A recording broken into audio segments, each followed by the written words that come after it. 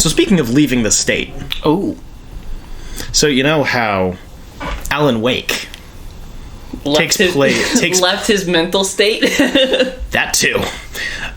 In the first game, you were in fucking Washington. Yes. In Alan Wake, American Nightmare, you're in Colorado. Whoa. Sort of. It's confusing because you're still out. Wait, is it Colorado or Arizona? Am I just stupid? I might be stupid. Same thing, really. It really is. Just desert.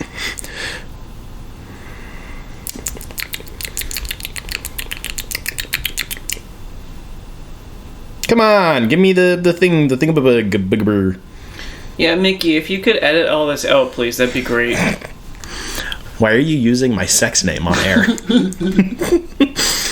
Oh, boy. Arizona, okay. Yeah, same thing, basically.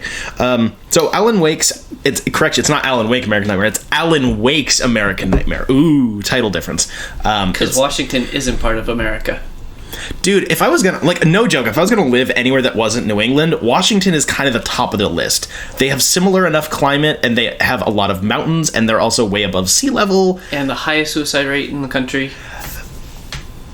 Okay, well, you know, we're 2 towns away from the heroin capital of the world, so we can't say shit. At least we have fun on this coast. Washington's fun. They have the big trees. The big trees. Yeah, but like half the state jumps off the Space Needle or whatever. The Space Needle. What? I don't understand what you're saying. I like your funny words, Magic Man. Yeah, pretty much. Anyway, Arizona. Yeah, Alan Wake's American Nightmare is a standalone sequel game, but like not really a full game package. That is standalone, aka you buy it separately from the first game. It's built downloadable. Yes, it's only content. It is, but it's not downloadable content for the first game. If anything, I believe it's only available digitally. I'm pretty confident. I think it launched on the Xbox Live Arcade back when that was a thing. So it's standalone DLC, but it's also kind of a game on its own. It's a whole thing. So if the 2 DLC packets for Alan Wake were an epilogue, this is another epilogue. This is epilogue part 3. Basically. It has a somewhat drastic gameplay shift that I was kind of surprised by how well it transitioned into more action-focused than horror, but it still didn't lose the horror aspects. It's still moderately spoopy. Sometimes the jump scares do be like that.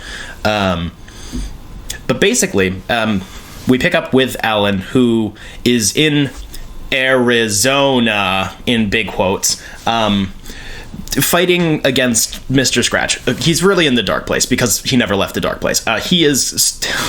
This is where it gets really fucking confusing, and Alan Wake 2 so far is infinitely more confusing. I love it. So in the end of Alan Wake, the game, the Dark Presence sends Mr. Scratch, an evil doppelganger of Alan, to the surface world, the real world, to go be a dickhead and cause shenanigans. I need my sunlight. I don't get enough. Vitamin D. But also because he's kind of in cahoots with the Dark Presence / the Dark Place. It's very confusing. He has power over it, so he can like willingly go back to the Dark Place, or at least exerts a level of control and is like able to project an image into it, like Darkseid basically. Whereas Darkseid actually exists 50,000 billion dimensions above everybody else, but he can still like show up and you can punch him in the head. It's kind of like that actually. So he's the primary antagonist of this game, in quotes. Where you, Alan, go through a time loop 3 separate times in fake Arizona, which is just like, especially now with the context of 2 especially, the biggest through line of this, other than Alan being, you know, a shitty person, is like, what if we just said Night Springs or Bright Falls and then made it a different location every time? Because it's just always changing. It's this place that definitely actually exists, but it's constantly being rewritten by plot. Literally, like the plot rewrites reality and stuff. So whatever. He is trying to fight Mr. Scratch. Mr. Scratch basically went on like a rampage through this place for reasons. He, you know, terrorized some locals, does a lot of murder, you know, beats up some people, kind of sexually assaults some people. That one's a little weird. But basically, it seems like his goal, Mr. Scratch, by the end of this DLC is to have basically take Alan's tools away from him. In this reality of sorts, Alan needs information and story to be able to write new stories. So like he basically time loop, but every time you do the time loop, you gain further information and you get transmissions from outside of the dark place. It's very weird and confusing on a logistical level how that works. So then you can progress further and faster, and Mr. Scratch is like, I know this thing is coming, I'm gonna take it away from you because you suck and I don't like you, I'm gonna fuck your wife. That's basically his monologues that you encounter throughout the game. He shows up a little bit gameplay-wise towards the end, mostly as like a guy just kind of standing there taunting you while you fight Taken. But in...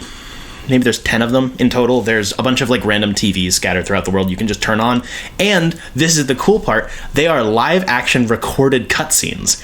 So the idea of what, when you go back to Quantum Break and that whole mess of a thing that was kind of cool but kind of not good, and the weird TV show video game smushing, this is where that idea came from. And next month I look forward to next month I look forward to discussing how that affects the future, because it's cool. Remedy's gotten smarter. So they're like experimental live action recorded segments, but like on green screens with 3D rendered backgrounds and stuff. So it can be a little wonky looking, but I actually feel like they do a really good job of, one, acting. I do not remember his name, but the guy who plays Alan physically and then does the vocal role is really, really good. He's only gotten better over time. And then him basically playing against himself as an evil suicide killer, yes, serial killer version of himself, basically, is really cool. He just pulls a lot of legwork. The cutscenes are pretty well composed. They're shot like movies, not just done dramatically. Like, they're actually composed pretty consistently well. The costuming is handled really well. It kind of feels like Sin City the movie a little bit, where it has like a dissonance between the characters and the environment, but I actually think it works to its advantage because the dark place is such a weird amalgam of non-existent, non-corporeal weird shit that doesn't make any fucking sense no matter how hard you look at it, except to Sam Lake. Apparently, the game's writer just knows everything because he's such a big smart boy. So yeah, you go through 3 major locations through the game in Arizona. You are in like a little downtown strip of like a place in bumfuck nowhere, Bright Falls, but it's not the Bright Falls from the last game. It's a different Bright Falls, blah, blah, blah. Basically, think Cars, the movie. You're in Arizona on Route 66, and you're just in this little town that has nothing there. So you encounter a couple characters there. There's like a diner and a hotel and a garage and oil fields and stuff. Yeah, oil, they need democracy. Then you go to an observatory where you encounter a scientist character who's all, you gotta help me fix the shit so we can get this weird transmission that makes no sense. And then the third location is a drive-in movie theater that's abandoned, which is really cool.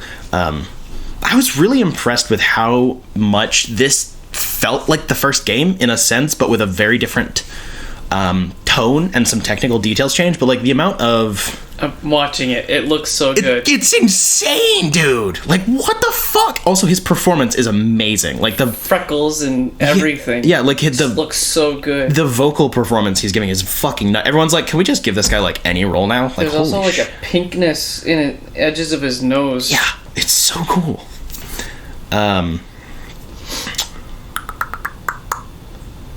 So as you progress through the 3 main areas, you then loop through twice because reasons. So you remember where X, Y, and Z things are. You go through it faster, blah, blah, blah, blah, blah. I was really impressed with how much the world, while it was definitely like a fully new sandbox, it had the same feeling of Alan Wake, where it's like, this is kind of just an open world, like, but with like some arbitrary lines drawn around the edges, and that's it. This one doesn't have Alan Wake's like structural barriers where it's like, okay, you can't climb up this rock face because that's the end of the map. It doesn't have that. It does have a few of those, I guess, but most of them are just, if you keep walking, say down a road that goes nowhere, the game will billow in some wind and be all spooky, and then it just makes you stop and turn around. So it has like soft barriers, I guess. But it's surprisingly open. All 3 major locations are pretty well detailed and around comparable, I would say, to most of the segments in Alan Wake where you have like a lot of interior and exterior locations on the same map. Like, it's just very, it feels open, which is really impressive for a game that came out in like, it's like 2 years after the first game, so like 2012. So it's pretty impressive on that level. So on a technical level, it's really cool. It has some moderate graphical improvements, not anything drastic. I think the lighting got a pretty decent improvement, but the texturing's just a little better. Most of the assets feel kind of like an asset flip, even when they are assets that they definitely did not create for Alan Wake. The way that they are constructed, like artistically, definitely feels like the same material of the first game just got pulled into this weird DLC thing, and I think that that's a good thing. I think it helps with the transition period. It also helps it feel like a conclusion. It doesn't feel like some random poop from a butt they just kind of thought of afterwards just to throw out there. It does feel like even you could construct everything whole cloth. You don't really need to, and I don't think that the game justifies that sort of a need. So a lot of it does feel kind of recycled, but in a good way, I think. The gunplay is wildly expanded. In terms of like damage and like number balancing, it's pretty similar. There are a few different subclasses of weapons now. There's like handguns and long guns, and then there's different variants of each one. So you have like hunting rifle, carbine rifle, shotgun, combat shotgun, whatever. And then you have like revolver, semi-automatic pistol, nail gun, the one that's on the cover of the game, which is actually like the worst weapon in the game, but it's so much fun. So there was a chainsaw on the cover. That's a nail gun. And you can like flip between those ones. They are unlocked through the main game as suitcases that you get after getting a certain amount of manuscripts, and because you return to these areas as the game progresses, you should remember those key locations from before when you get enough manuscripts to unlock, the next weapon. They're all really cool, to be honest. I was really impressed with how it still feels like Alan Wake in terms of it being pretty simple and straightforward gunplay. It's not like the most exciting thing, but it's really, really consistent, and it doesn't feel repetitive, which is just kind of odd. I don't understand how something can be, frankly, so shallow, but still be really engaging. They all have really good animations and sound design, which definitely helps. The camera angle for gameplay-wise has been shifted a little bit. It's a little bit closer into Alan, so instead of it being like a third-person action-adventure game, it's a like 30% closer to his backside. So now you can see his cheeks rubbing together as he runs? True. You can still fully rotate around him, but it definitely makes it feel more like an over-the-top shooter, which is weird because, like I said, the number balance is almost the same. It's definitely been modified to make it more aggressive and faster and more or less scary, but like it feels almost the same. Like the transition's just done. Like, holy shit, I was floored, to be honest. Sprinting also is improved. He moves faster now because, of course, now that he's been running around in the dark place for 2 years, he's no longer an asthmatic alcoholic writer who doesn't leave his house. He can run a little faster. Love that. Character progression. Seriously. Inhaler is on the skill tree. Basically. All of the other characters that you encounter in the game, well, there aren't many of them. There's 4, I believe. They're all fine. In a similar level to the first Alan Wake, where outside of you had your, like, Sheriff Breaker was a main character, like, Lamp Lady, whose name I forgot, was a main character. Lumiere? No. Oh. But, like, pretty much everybody else was kind of... They weren't flat, but they were definitely very archetypal outside of the main cast of characters. And I think that they're similar enough here. And for the amount of screen time they have, meaning like 20 minutes each max, they leave a decent enough impression. You have your probably lesbian mechanic who works out in the middle of bumfuck nowhere and runs a hotel. She's like, they don't like give me their cars because they're all, I don't know what accent I'm doing. Like, because they think I can't fucking fix the car. And it's like, that's New York. I think you're doing the Bostonian. That was more like Boston New York. Lesbian. Wait, let me... You're so good at the Boston Lesbian. Well, I gotta remember how to do it! Do it again. Summon the movie that you watched that triggered the Boston Lesbian voice. Fuck. That was a horny movie. It was great that one night, too, because 1, you were hammered. 2, you were smoking a pack outside on my porch, and just a switch in your brain clicked. I couldn't stop. And you couldn't stop. Colin wanted to move on, and asked you a serious question, and you answered in the Boston lesbian accent. And he was like, "Shut the fuck up and answer my question," and it was the funniest thing. That was genuinely one of our best moments. Like, that's an all-time great. I snapped. I'm living out my lifelong dream of being a Boston lesbian. But yeah, so like you have archetypes. She's also like a hippie and believes in crystals and shit and whatever. And she's like, crystals do exist. Well, they do apparently. Yes. They don't do anything. They look pretty sometimes. I think you could jab them into your eyes. Ooh. Yeah. You have. I do, as the crystal says. True. There's a scientist at the observatory who's definitely on the flatter side, but she's like doing the whole, how do you think that this is not real, and what about free will and shit, that you do the whole back and forth. And Alan's like, dude, I don't fucking know, I just want to write books and fuck my wife.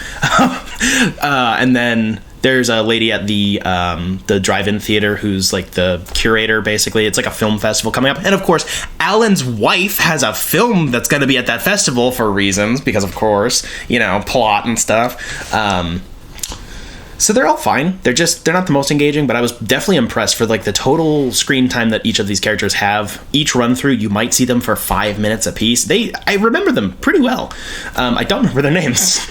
Bruh, it's gonna rain all week long. Every single day this week it's raining. Well, at least we know the snow will be gone by the time it's done. I'm leaving this state. Fuck you. You're not. I'm gonna go to Japan for 3 years. No, you're not. I will Iwo Jima that plane. I don't care. I will Christopher Nolan that plane right into the art gallery. I don't care. Subtlety be damned. Fuck.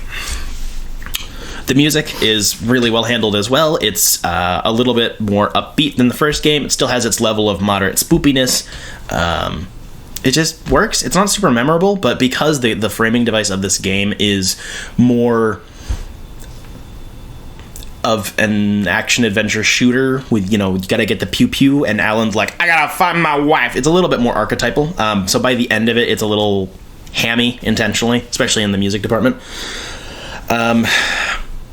Mr. Scratch, like I said, is on a bunch of TVs throughout the whole game. He just randomly is like, Alan, I don't want to kill this guy, but like I'm gonna fucking do it now, watch me. And he just does a bunch of murders. All of those are also live action segments, which I think are really well done.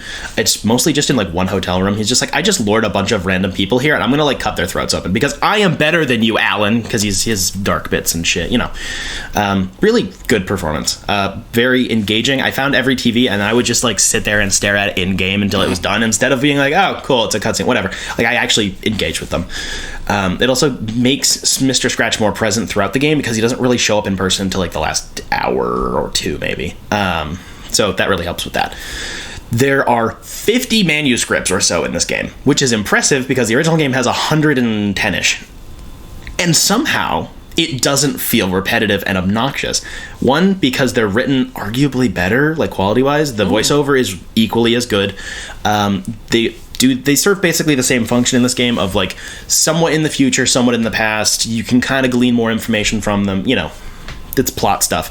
But then they serve the secondary element of being able to get said new weapons, which I think is a really good way to integrate them into the game. And because when you break it down, the density of the amount of manuscripts like per section of the 3 sections of the game is a lot more than you'd think, because you have 3 run-throughs of each one and they all have different manuscripts, so you can only get them during each run-through. And I got all of them on my first try, which was pretty cool. I just think that that's really cool. And some of them you can tell like in the manuscript section, you can look through the list and it'll give you part of its title will let you know it's not on this run-through, so just chill out and don't look for it too bad, which is pretty cool. Yeah, I was actually kind of impressed with their integration. Again, of 50, it's like 53. It's like, I didn't feel like I was like collectible hunting, but that's half as many as in the first game, which is like 10 times bigger. I don't get it. The story's just good. It does end on a sort of conclusion, not really.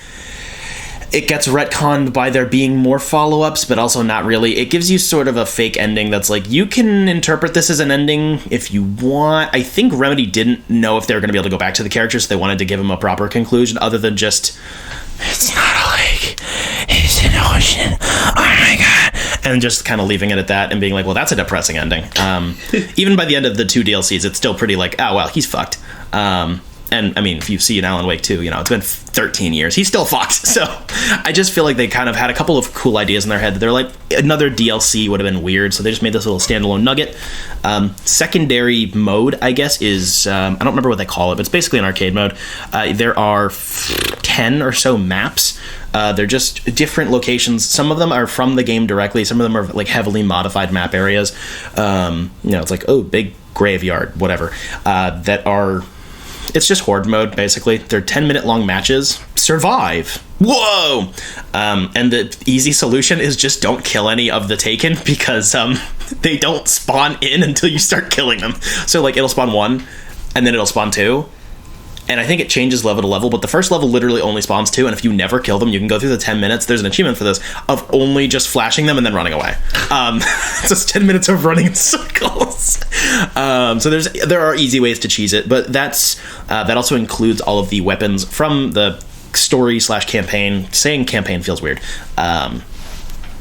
You unlock them with the same amount of manuscripts. So if you haven't finished the story yet, you're probably not going to be able to get all the weapons, but they're just kind of randomly placed on maps. You can unlock them and use them, and there's ammo scattered around, and, it's a horde mode. I was really impressed with it, though. Like, it functions pretty smoothly. The maps are pretty well thought out. There's a ranking system for score and, like, combos and modifiers and stuff. Basically, if you don't get hit, your combo's going up. If you get hit, you get fucked.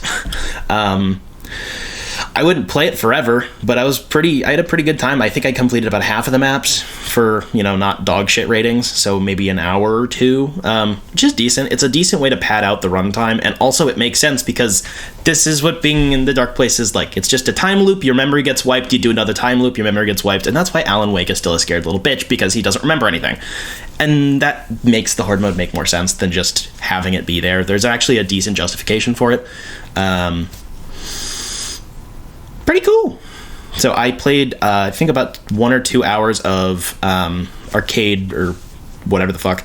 The campaign, I actually took a lot longer than I thought I was going to. I didn't try to get 100% until about halfway through, and I realized, I could probably just do this easy, because I was kind of already doing it. The typical completion time is like 2 hours, 3 hours. I took like 8. And it didn't feel that long. It was, I don't know, man. It was definitely short. Like, I would not pay $60 for this. Editor's note, he did 8 hours in one night.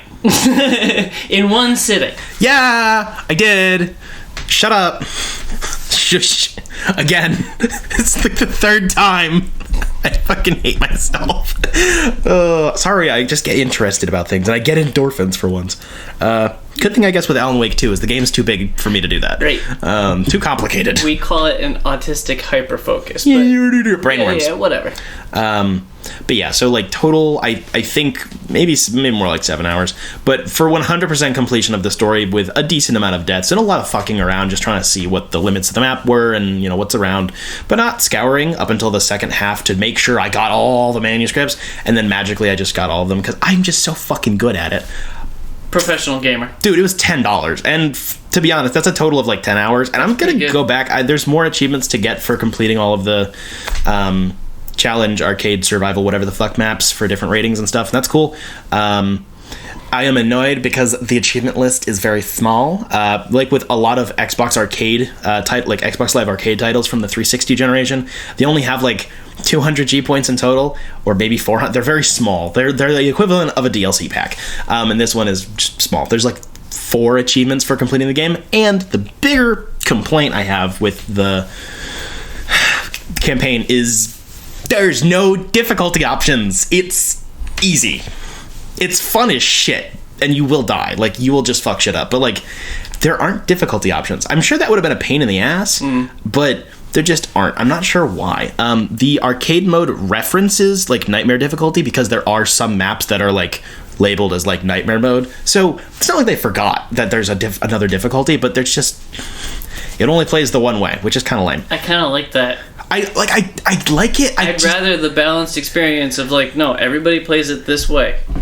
Usually, yeah, I don't know. It's... Especially with it being a short thing. Like, a bigger game, yeah, have difficulty modes, but this is a very specifically crafted story, so...